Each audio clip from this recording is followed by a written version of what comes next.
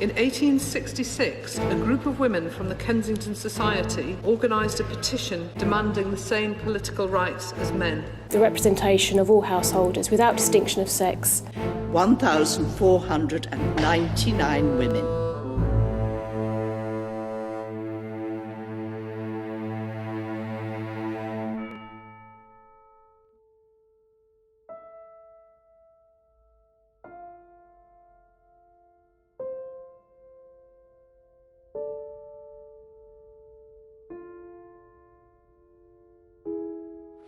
There appears to be much controversy surrounding our efforts to raise the profile of our womenfolk. It astounds me that educated men and women of this town voice such opposition to our cause. I have personally witnessed verbal aggression which is completely unwarranted. I cannot fully comprehend why we are met with such hostility when all we wish to do is to end the perpetual unfairness this country has endured for far too long. Supporting the petition by any and all means necessary has become quite the familial campaign, with Reverend Barnby, one of our greatest advocates, publicly applauding our efforts to great effect. I find myself recently quite taken with him. I have met his gaze on numerous occasions whilst attending his sermons, and I struggle to subdue my emotions. He inspires me tremendously. I am all too aware that I could quite easily fall into obsession.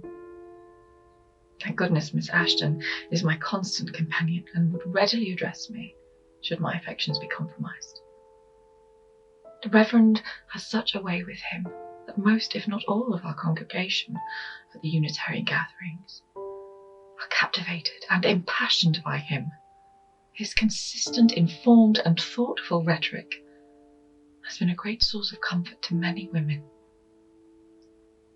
He has even convinced some of the gentlemen folk, the ones that I previously deemed impervious to our plight, to empathise and understand the essentialness and enormity of our task.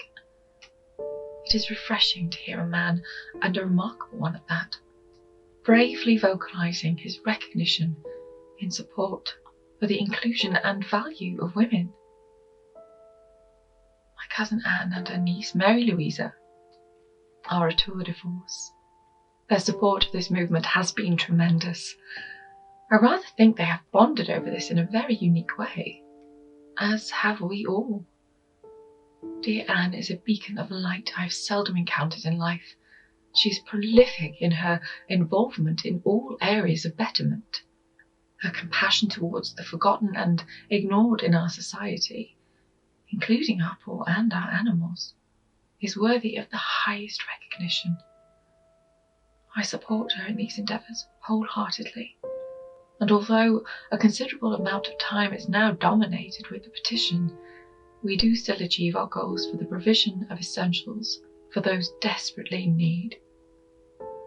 I imagine some husbands would feel quite perturbed to discover that we operate under the guise of these meetings to educate those not so fortunate to experience an education, and similarly to update our women on the progress of our campaign.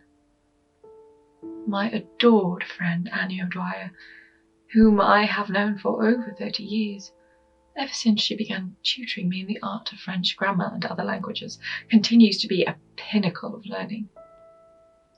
She is by far the most exotic in our group in respect of her enviable intellect, yet she exudes such an affable nature.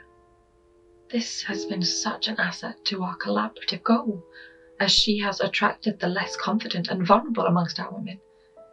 We have then enabled them through these meetings to realise their potential and their worth.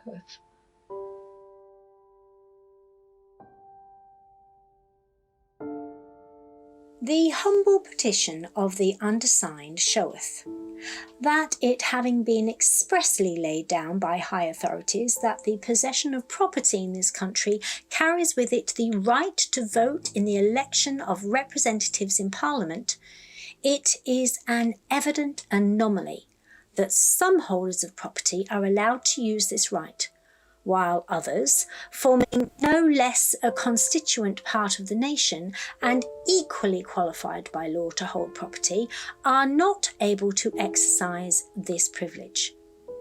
That the participation of women in the government is consistent with the principles of the British Constitution, inasmuch as women in these islands have always been held capable of sovereignty, and women are eligible for various public offices.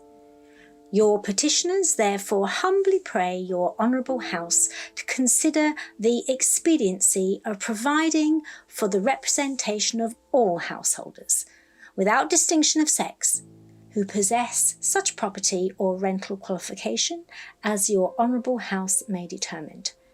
And your petitioners will ever pray.